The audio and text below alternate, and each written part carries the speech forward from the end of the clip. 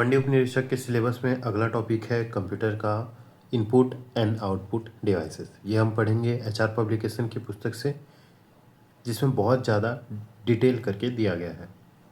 तो स्टार्ट करते हैं। कंप्यूटर डिवाइसेस, इनपुट और आउटपुट डिवाइसेस।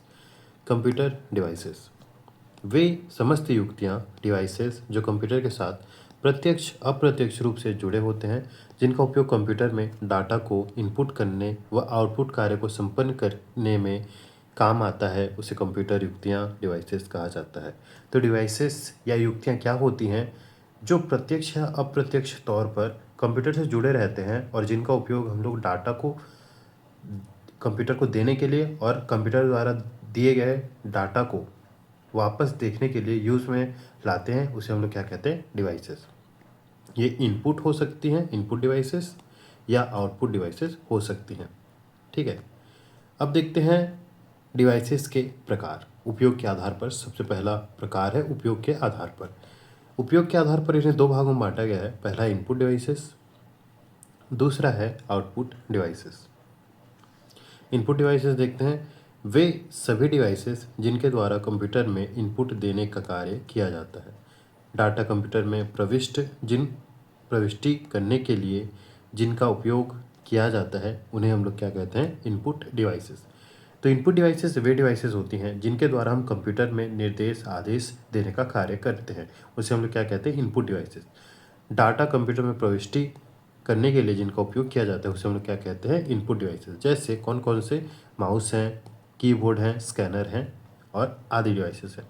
आउटपुट डिवाइस देखते हैं। आउटपुट डिवाइस वे सभी डिवाइस जिनके द्वारा कंप्यूटर से प्राप्त आउटपुट प्राप्त किया जाता है। कंप्यूटर द्वारा जो हमें आउटपुट दिए जाते हैं, जिसके द्वारा हमें प्राप्त होते हैं, उसे हम लोग क्या कहते हैं, आउटपुट डिवाइसेस। आपको इतना तो पता है इनपुट और आउटपुट क्या होते हैं।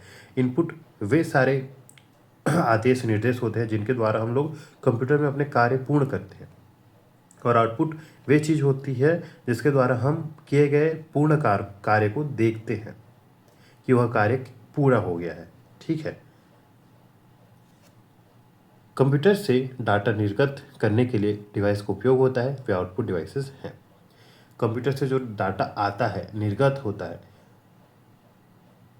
उसमें जिस डिवाइस का यूज़ होता है, जिससे हम लोग उस डाटा को देखते हैं, उसे हम लोग क्या कहते हैं, आउटपुट डिवाइसेस। जैसे मॉनिटर, प्रिंटर इत्यादि। अब है दूसरा, जुड़ने के आधार पर। पहला आधार हमने देखा उपयोग के आधार पर, दूसरा आधार है जुड़ने के आधार पर। जुड़ने के आधार पर भी इन्हें दो प्रकारों में बांटा गया है। पहला है पेरिफेरल युक्तियाँ, दूसरा है नॉन पेरिफेरल युक्तियाँ। वे सभी डिवाइसेस जो कंप्यूटर में बाह्य एक्सटर्नल रूप से जुड़े होते हैं, उन्हें आवश्यकता पड़ने पर कंप्यूटर से अलग किया जा सकता है, उसे हम लोग क्या कहते हैं, पेरिफेरल डिवाइसेस। जैसे कौन, मॉनिटर, कीबोर्ड, माउस, प्रिंटर। ये कंप्यूटर के साथ एक्सटर्नली जुड़े रहते हैं, मतलब उनका एकदम संपर्क नहीं रहता, वायर के माध्यम से इसे जोड़ा जाता है, ब्लूटूथ के माध्यम से जोड़ा जाता है। वे हमारे क्या कहलाती है, पेरिफेरल डिवाइसेस। जबकि जो नॉन पेरिफेरल डिवाइसेस हैं, कंप्यूटर में आंतरिक रूप से जुड़े रहते हैं, जैसे RAM, hard disk, sound card, video card आदि। यह डिवाइस कंप्यूटर कैबिनेट के अंदर होते हैं या मदरबोर्ड में उपस्थित होते हैं। तो हमने देखा कि पेरिफेरल डिवाइस वे होते हैं जिनको हम लोग अलग कर सकते हैं, ठीक है, जैसे मॉनिटर, कीबोर्ड, माउस। और नॉन पेरिफेरल डिवाइसेस वे होती हैं जिनको हम डायरेक्ट मदरबोर्ड में कनेक्टेड रखते हैं, जैसे RAM, hard disk, sound card आदि। ठीक है, पेरिफेरल परिधीय का तात्पर्य कंप्यूटर से जोड़ा गया डिवाइस है।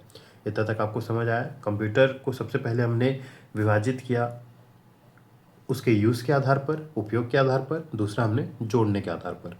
नोट है, कंप्यूटर के इनपुट और आउटपुट युक्तियों को एक साथ पेरिफेरल युक्तियाँ कहते हैं, क्योंकि ये सीपीयू के चारों ओर लगा रहता है। कंप्यूटर की इनपुट और आउटपुट युक्तियों को एक साथ पेरिफेरल युक्तियाँ कहते हैं, क्योंकि ये सीपीयू के चारों ओर लगा रहता है। क्वेश्चन है व्यापम 2014 में पूछा गया है।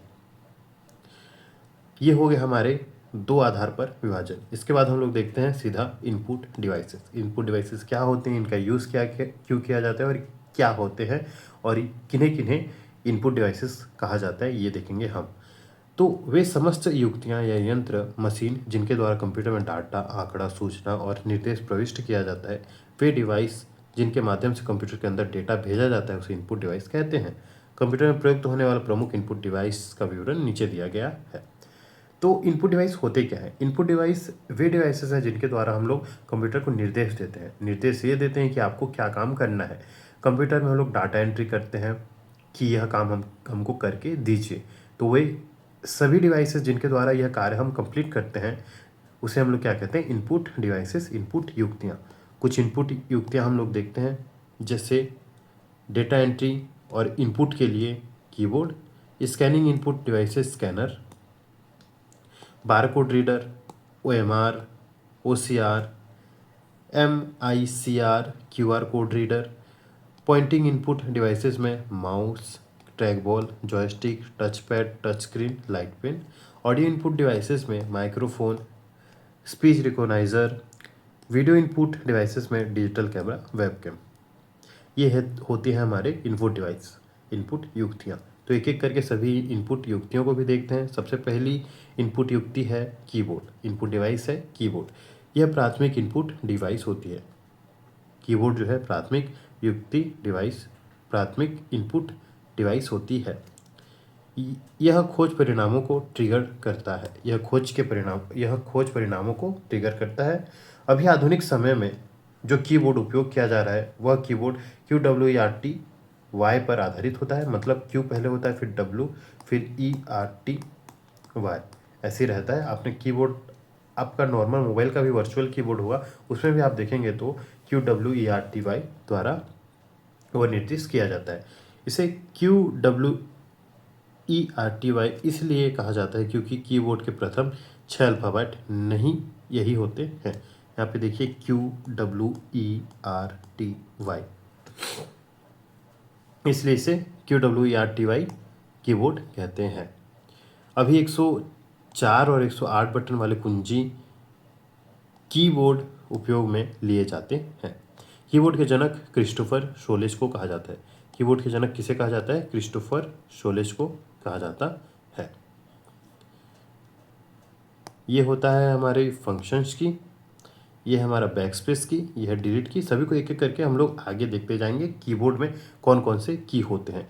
ये होता है हमारा एस्केप की, ये होता है टैब्स लॉक की, ये होता है कैप्स लॉक की, ये है शिफ्ट की, ये है कंट्रोल की, ये है स्पेस की, और ये अल्टर की, ये विंडो की, ये डायरेक्शन की, कर्सर की, ये न्यूमेरिकल कीज, और एक कर्सर कंट्रोल, ये वाले कर्सर कंट्रोल, प्रिंट स्क्रीन की, और ये डिलीट की। ठीक, आगे सबको एक एक करके देखते हैं। सबसे पहला है कंप्यूटर में की को उनके उपयोग के आधार पर बांटा गया है। इनमें मुख्यतः निम्नलिखित कीज हैं। पहला है अल्फा न्यूमेरिक की। अल्फा न्यूमेरिक कीज, इसके अंतर्गत A से Z तक तथा इसके ठीक ऊपर 0 से 9 तक की संख्याएं आती हैं। साथ ही स्पेशल सिंबल्स समाहित होते हैं। इनका प्रयोग ऐसे डाटा को टाइप करने के लिए किया जाता है जिनमें अल्फा न्यूमेरिक अक्षरों का प्रयोग होता है, जैसे पता, Gandhinagar sector 2, house number 111/08। Alpha numerical की वे होते हैं जिनमें अल्फ़ाबेटिक और न्यूमेरिकल, मतलब न्यूमेरिक की 1 2 3 4 दोनों समाहित होते हैं, उसे हम लोग क्या कहते हैं? अल्फा न्यूमेरिकल की।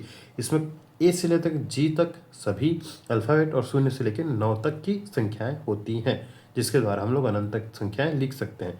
इसलिए इसे अल्फा न्यूमेरिक की कहते हैं। और इनमें स्पेशल सिंबल भी होते हैं, जैसे has, slash, comma, colon, semicolon आदि। इसके बाद है दूसरा फंक्शंस की। फंक्शन की F1 से लेकर F12 तक के की को फंक्शन की कहते हैं। ये सभी की कॉमन की होते हैं जिनका विशेष उपयोग प्रत्येक फंक्शन की अपने में पूरे कमांड के बराबर होती है। फंक्शन की का मुख्य उपयोग यूज़र का समय बचाना है। फंक्शन की वेज होते हैं जिनके द्वारा हम किसी की को, फंक्शन की 1 से लेकर 12 तक जो की हैं उनको कोई एक स्पेसिफिक कार्य, स्पेसिफिक फंक्शन दे सकते हैं, जिसके द्वारा यूज़र के जो समय होता है वो जल्दी बच जाता है। उसको कोई अलग रूट नहीं लेना पड़ता, सिंपली फंक्शंस के द्वारा वे अपने कार्य कंप्लीट कर सकता है। तो कौन कौन से फंक्शंस की होते हैं उसको हम लोग देखते हैं। MS विंडोज़ में प्रयुक्त फंक्शन कीज़ और उसके कार्य। सबसे पहला F1 में हेल्प मेन्यू ओपन करने के लिए F1 का यूज़ किया जाता है। F1 का यूज़ हेल्प मेन्यू ओपन करने में किया जाता है। F2 का फाइल और फोल्डर को रीनेम करने के लिए किया जाता है। फाइल और फोल्डर को रीनेम करने के लिए किसका उपयोग किया जाता है? F2 का। F3 का सर्च बॉक्स ओपन करने के लिए यूज़ में लाया जाता है। F4 को एड्रेस बॉक्स ओपन करने के लिए यूज़ में लाया जाता है। F5 वर्तमान ओपन विंडो को रिफ्रेश करने के लिए उपयोग में लाया जाता है। F6 कर्सर को एड्रेस बार में ले जाने के लिए उपयोग में लाया जाता है। कर्सर को एड्रेस बार में ले जाने के लिए कौन सा फंक्शन की यूज में आता है? F6। F7 MS वर्ड में स्पेलिंग और ग्रामर चेक करने के लिए यूज में आता है। F7 स्पेलिंग और ग्रामर चेक करने के लिए। F8 विंडोज़ ऑपरेटिंग सिस्टम को सेफ मोड में ऑन करने के लिए। F8 विंडोज़ ऑपरेटिंग सिस्टम को सेफ मोड में ऑन करने के लिए F8 का यूज़ किया जाता है। विंडोज़ ऑपरेटिंग सिस्टम के स्टार्टअप मेनू का प्रयोग करने के लिए F8 का भी प्रयोग किया जाता है। F9 का यूज़ MS वर्ड डॉक्यूमेंट को रिफ्रेश करने के लिए किया जाता है। F9 का यूज़ MS वर्ड डॉक्यूमेंट को रिफ्रेश करने के लिए किया जाता है। F10 का यूज़ मेनू बार को हाईलाइट करने के लिए किया जाता है। F10 का यूज़ मेनू बार को हाईलाइट करने के लिए यूज़ किया जाता है। F11 फुल स्क्रीन मोड को ओपन करने या क्लोज करने के लिए किया जाता है। फुल स्क्रीन मोड को ओपन या क्लोज किसके द्वारा किया जाता है? F11 से। F12 MS वर्ड में सेव या विंडो ओपन होता है। F12 द्वारा MS वर्ड में सेव एज विंडो ओपन होता है। ये हो गए हमारे सभी फंक्शन की। और इससे पहले हमने देखा अल्फान्यूमेरिक की। इसके बाद है कर्सर मूवमेंट की। कर्सर मूवमेंट की 4 कुंजी जिस पर तीर की आकृति होती है कर्सर मूवमेंट की कहते हैं, जिसके द्वारा नेविगेशन की, जिसे नेविगेशन की या डायरेक्शन की भी कहते हैं। नेविगेशन या डायरेक्शन की किसे कहते हैं? कर्सर मूवमेंट की को कहते हैं, जो कर्सर को आगे पीछे ऊपर नीचे लाने में प्रयोग किया जाता है। इन की का 2 सेट कीबोर्ड पर होता है। इन कीज का 2 सेट कीबोर्ड पर होता है। पहला सेट नंबर पटल नंपैड के ठीक बाईं ओर और दूसरा सेट नंबर पटल पर स्थित होता है। ठीक है, कर्सर की वे की होते हैं जिसके द्वारा हम लोग कर्सर को मूव करते हैं, ऊपर नीचे दाएं बाएं ले जा सकते हैं, उसे हम लोग कर्सर मूवमेंट की कहते हैं। इसके बाद है संख्यात्मक की पटल न्यूमेरिकल कीज पैड। कीबोर्ड के दाएं भाग में 0 से लेकर 9 तक तथा गणितीय संख्याओं की कुंजी रहती है। इसे हम लोग विशेष बटन नम लॉक बटन होता है, जिसके ऑन होने पर संख्या लिखता है, जबकि ऑफ होने पर यह न्यूमेरिकल कुंजी की तरह काम नहीं करता है, बल्कि यह कर्सर की मूवमेंट की तरह काम करता है। नंबर पटल का प्रयोग जोड़, घटाव, गुणा, भाग, दशमलव की कुंजी आती है। संख्यात्मक की या न्यूमेरिकल कीपैड क्या होते हैं? जिनमें 0 से लेकर 9 तक की संख्याएं होती हैं, जिनमें नम लॉक का एक बटन होता है जिसे आप ऑन करने पर नंबर को ऑन कर सकते हैं। 0 से 9 तक की ये जो न्यूमेरिकल पैड की है, इसको हम लोग ऑन कर सकते हैं नम लॉक के द्वारा, और एक बार दबा देने पे नम लॉक ऑफ हो जाएगा, जिसके द्वारा आप इस बटन को दबाएंगे तो कुछ कार्य संपन्न नहीं होगा। ठीक है, इसमें बहुत सारी संक्रियाएं होती हैं जिसके द्वारा हम लोग संख्याओं को जोड़ घटाव कर सकते हैं। दशमलव की कुंजी आदि कुंजियाँ इसमें होती हैं। इसके बाद है स्पेशल पर्पस की। इसके अंतर्गत निम्नलिखित की आती हैं: नम लॉक की, कैप्स लॉक की, शिफ्ट की, टैब की, एस्केप की, बैकस्पेस की और डेल की। सबसे पहले देखते हैं नम लॉक की। यह की एक टॉगल की है। इसे ऑन करने के लिए और ऑफ करने के लिए दोनों ही परिस्थिति में इसी की को दबाना होता है। जब नम लॉक ऑन होता है तो नंबर पटल से संख्याएं अंकित की जा सकती हैं और ऑफ होने पर कर्सर मूवमेंट की तरह कार्य करता है। नम लॉक की एक क्या है? टॉगल की है। मतलब टॉगल की क्या होता है? अगर आप उसे एक बार दबाएंगे तो वह ऑन हो जाएगा और दूसरी बार दबाएंगे तो वह ऑफ हो जाएगा। इसके हेल्प से हम लोग क्या करते हैं, जो नम पैड है, नम पैड में नंबरों का यूज़ नम लॉक की द्वारा हम लोग कर सकते हैं। अगर नम लॉक की ऑन करेंगे तो हमें वह नम पैड का यूज़ करते बनेगा, और ऑफ करेंगे तो वह कर्सर मूवमेंट की भांति कार्य करेगा। इसके बाद है कैप्स लॉक की। कैप्स लॉक की यह भी एक टॉगल की है, जिसके द्वारा कैप्स लॉक का प्रयोग कर कीबोर्ड में लोअर केस को अपर केस में कन्वर्ट किया जाता है। अर्थात जब हम कैप्स लॉक ऑन करते हैं तो अंग्रेजी के कैपिटल अक्षर टाइप होते हैं और ऑफ करने पर स्मॉल लेटर टाइप होते हैं। कैप्स लॉक क्या होता है कि अगर कैप्स लॉक को आप ऑन करेंगे तो सब अपर केस में आ जाएंगे, और कैप्स लॉक को ऑफ करेंगे तो सभी लोअर केस में आ जाएंगे। यह भी एक प्रकार का टॉगल की है। टॉगल के वे की होते हैं जिसको हम लोग ऑन ऑफ करने के लिए एक ही की का यूज़ करते हैं। अगर एक बार दबाए तो वह ऑन हो जाएगी, दूसरी बार दबाए तो वह ऑफ हो जाएगी। इसके बाद है शिफ्ट की। शिफ्ट की का प्रयोग हम कॉम्बिनेशन की तरह करते हैं। जब हम शिफ्ट के साथ किसी दूसरे बटन को दबाते हैं तो उस बटन के ऊपर छपे हुए कैरेक्टर टाइप होते हैं। शिफ्ट की एक कॉम्बिनेशन की है, मतलब इसके साथ हम लोग को दूसरा बटन, दूसरा कोई की साथ में दबाएंगे तब इसका हम लोग यूज़ कर सकते हैं, नहीं तो यह सिंगल इसका कोई यूज़ नहीं रहता। शिफ्ट का उपयोग हम लोग किसी भी नम की में, मतलब किसी भी की के में छपे ऊपरी, मतलब कैप्स लॉक में जो आता है उसको यूज़ करने के लिए हम लोग इसका यूज़ करते हैं। जैसे मान के चलिए हमें एक नाम लिखना है समय, समय लिखना है तो समय होता क्या है, एस हमेशा कैपिटल रहता है, फिर MAY, समय ऐसे रहता है।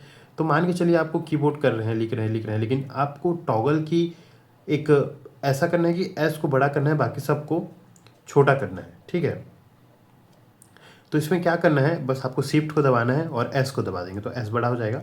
बाकी फिर से आपका कीबोर्ड करिए, फिर AMAY स्मॉल लेटर में टाइप हो जाएगा। तो इसका यूज़, शिफ्ट की का यूज़ कॉम्बिनेशन की तरह यूज़ होता है, जिससे हम लोग इसको दबाकर दूसरे बटन को दबाकर उसके बटन में लिखे हुए ऊपरी अंक को, ऊपरी जो कैरेक्टर है उसको हम लोग लिख सकते हैं कंप्यूटर में। इसका यूज़ ऐसे किया जाता है, ठीक है। इसके बाद है टैब की। टैब की का प्रयोग कर्सर को एक निश्चित दूरी तक सरकाने के लिए किया जाता है। वर्ड प्रोसेसिंग में पैराग्राफ को इंडेंट करने के लिए इसका उपयोग किया जाता है। वर्ड प्रोसेसिंग में टैब की का उपयोग किसके लिए किया जाता है, इंडेंट करने के लिए, पैराग्राफ को इंडेंट करने के लिए किया जाता है। ये क्वेश्चन आया था, इसको याद रखिएगा। अगर हम एक्सेल शीट पर कार्य कर रहे हैं तब टैब की का उपयोग एक सेल से दूसरे सेल में कर्सर को ले जाने के लिए किया जाता है। तो टैब की का यूज़ कैसे करते हैं, वर्ड प्रोसेसिंग में पैराग्राफ को इंडेंट करने के लिए किया जाता है, और एक्सेल शीट में है तब टैब को एक सेल से दूसरे सेल में कर्सर को ले जाने के लिए किया जाता है टैब की का उपयोग, ठीक है। इसके बाद है एस्केप की। एस्केप की का प्रयोग वर्तमान प्रोग्राम से बाहर जाने के लिए किया जाता है। यह कीबोर्ड की सबसे पहली की है जो बाएं तरफ सबसे ऊपर होती है। यह टॉगल की नहीं है। इसको दबाने पर हम लोग किसी भी प्रोग्राम से बाहर चले जाते हैं। यदि आप गेम खेल रहे हो तो एस्केप की दबा दीजिए, आप बैक हो जाओगे। इसका यूज़ वैसे किया जाता है। इसके बाद है बैक स्पेस की। आपने देखा होगा एक बैक स्पेस की नाम का होता है जो आपके वर्चुअल कीबोर्ड में भी होता है इस तरह का। आप इससे दबाते हैं तो आपने जो रिसेंट लेटर टाइप किया था, मान के चलिए समय मैंने लिखा है, समय लिखा है तो लास्ट लेटर क्या है, Y। तो इसको बैक स्पेस की दबाने पर यह कट जाएगा, यह डिलीट हो जाएगा। उसके बाद यह, फिर यह। इसका यूज़ ऐसे किया जाता है बैक स्पेस की का। बैक स्पेस की का प्रयोग टाइप किए गए गलती को सुधारने के लिए किया जाता है। यह कर्सर के ठीक बाईं ओर होता है, बाईं ओर की अक्षर को मिटाने के लिए किया जाता है। समझ आया बैक स्पेस की का यूज़ कैसे करते हैं। इसके बाद है डिलीट की। डिलीट की का उपयोग किसी भी सेलेक्टेड आइटम को मिटाने के लिए किया जाता है। इतना तक आपको समझ आया स्पेशल पर्पस की। अब है मॉडिफायर की। मॉडिफायर की कंप्यूटर में इनपुट डाटा, टेक्स्ट इत्यादि को मॉडिफाई करने के लिए यूज़ में लाया जाता है। जैसे शिफ्ट, कंट्रोल, अल्टर मॉडिफायर की के साथ किसी बटन को दबाने पर वह उस बटन की परिभाषा को बदल देता है। यह कंप्यूटर के कीबोर्ड के दोनों दो की को जोड़ने का भी कार्य करता है, ठीक है। मॉडिफायर की वे की होते हैं जिसके द्वारा डाटा, टेक्स्ट इत्यादि को मॉडिफाई करने में इसको यूज़ किया जाता है। जैसे शिफ्ट, अल्टर, कंट्रोल मॉडिफायर की के साथ किसी बटन को दबाने पर वह उस बटन की परिभाषा को बदल देता है। यह कंप्यूटर के कीबोर्ड में दो की को जोड़ने के का भी कार्य करता है। यह कंप्यूटर के कीबोर्ड में दो के सेट में होते हैं, ठीक है। कौन कौन से मॉडिफायर की, शिफ्ट की आपको दो मिल जाएंगे, कंट्रोल दो, अल्टर दो मिल जाएंगे, ठीक है। इसके बाद है टोंगल की। टोंगल की हमने देखा जिसका उपयोग फंक्शन को चालू करने या बंद करने के लिए दो कार्यों के बीच स्विच को करने के लिए किया जाता है, जैसे कैप्स लॉक, नम लॉक और स्क्रोल लॉक। ये टोगल के होते क्या हैं, टोगल की ऐसे की होते हैं जिसके द्वारा हम लोग उसी की से उसको ऑन करते हैं और उसी की को दोबारा दबाने पर वह ऑफ हो जाता है, उसको हम लोग टोगल की कहते हैं। इसके बाद नोट है control alter del. Control del इन तीनों बटन को एक साथ दबाने पर कंप्यूटर में चल रहे प्रोग्राम बंद हो जाते हैं। कंट्रोल अल्टर डेल को दबाने पर कंप्यूटर शुरू होने वाली अवस्था में पहुंच जाता है। इसका प्रयोग मुख्यतः कंप्यूटर के हैंग होने की स्थिति में करते हैं। टास्क मैनेजर विंडो ओपन करने के लिए इस शॉर्टकट का प्रयोग किया जाता है। कंट्रोल अल्टर डेल के द्वारा हम लोग रिबूट कर सकते हैं कंप्यूटर को। की संख्या 104 से 108 तक होती है। आजकल QWERT कीबोर्ड का प्रचलन सर्वाधिक हो रहा है। QWERT कीबोर्ड का प्रचलन सर्वाधिक है। यह हो गया हमारा कीबोर्ड, वर्चुअल कीबोर्ड। अब है हमारे पास ऑन स्क्रीन कीबोर्ड। यह एक एप्लीकेशन सॉफ्टवेयर होता है जो कंप्यूटर के स्क्रीन पर बोर्ड की छवि के रूप में दिखाई देता है। ऑन स्क्रीन कीबोर्ड का प्रयोग माउस या टच पैड की सहायता से किया जाता है। माउस या टच पैड की सहायता से ऑन स्क्रीन कीबोर्ड का उपयोग किया जाता है। आजकल उपयोग में आने वाले स्मार्टफोन और टैबलेट में ऑन स्क्रीन कीबोर्ड प्रयोग डाटा प्रविष्ट करने के लिए किया जाता है। ये हो गया हमारा ऑन स्क्रीन कीबोर्ड। इसके बाद है वर्चुअल कीबोर्ड। वर्चुअल कीबोर्ड यह एक एप्लीकेशन सॉफ्टवेयर होता है जो हार्डवेयर पर इंस्टॉल किया जाता है। हार्डवेयर समतल सतह पर किरणों के माध्यम से कीबोर्ड की छवि बनाता है, जिसका प्रयोग हम कीबोर्ड की तरह कर सकते हैं। वर्चुअल कीबोर्ड आजकल बहुत ही ज़्यादा यूज़ में लाया जा रहा है, जिसका यह एक प्रकार का सॉफ्टवेयर होता है जो हार्डवेयर पर इंस्टॉल किया जाता है। हार्डवेयर समतल सतह पर किरणों के माध्यम से कीबोर्ड की छवि बनाया जाता है। कीबोर्ड की छवि बनाई जाती है, जिसका प्रयोग हम कीबोर्ड की तरह कर सकते हैं। मैकेनिकल कीबोर्ड ना होने के कारण इसमें टूट फूट की संभावना कम होती है। चित्र में आप देख सकते हैं कि हार्डवेयर समतल सतह पर कीबोर्ड प्रोजेक्ट कर रहा है। हार्डवेयर समतल सतह पर कीबोर्ड प्रोजेक्ट कर रहा है। ठीक है, ये हो गया हमारे virtual keyboard. Virtual keyboard, physical keyboard और ऑन स्क्रीन कीबोर्ड। इसके बाद हम लोग देखते हैं आधुनिक समय में प्रयोग होने वाले कुछ कीबोर्ड निम्न प्रकार से हैं। पहला है फ्लेक्सिबल कीबोर्ड। फ्लेक्सिबल कीबोर्ड यह सिलिकॉन के बने कीपैड होते हैं जो बहुत ही मुलायम और लचीले होते हैं। फ्लेक्सिबल कीबोर्ड इन्हें मनचाही आकृति में मोड़ सकते हैं। फ्लेक्सिबल कीबोर्ड ये हल्के और पोर्टेबल होते हैं, अतः इन्हें अपने साथ ले जाना आसान होता है। इसके बाद है ऑर्गोनोमिक कीबोर्ड। ऑर्गोनोमिक कीबोर्ड यह कीबोर्ड अन्य कीबोर्ड की तुलना में आकृति में भिन्न होता है। इस कीबोर्ड का निचला हिस्सा गोलाई लिए होता है जो अंग्रेजी के वी अक्षर की तरह दिखाई देता है। अंग्रेजी के वी अक्षर की तरह दिखाई देता है। एर्गोनोमिक कीबोर्ड लंबे समय तक कार्य करने वाले लोगों के लिए बनाया गया है। एर्गोनोमिक कीबोर्ड लंबे समय तक कार्य करने वाले लोगों के लिए बनाया गया है। इसके बेहतर आकार के कारण हाथों की और मांसपेशियों में तनाव कम होता है। इसमें एक स्पेशल आकार होता है जिसके द्वारा हाथों और मांसपेशियों में तनाव कम होता है। इसके बाद हैंड हेल्ड कीबोर्ड हाथ के आकार का कीबोर्ड होता है। जल्द से जल्द डेटा इनपुट करने के लिए इसका प्रयोग किया जाता है। गेमिंग में इसका प्रयोग किया जाता है। हैंड हेल्ड कीबोर्ड का प्रयोग किया जाता है।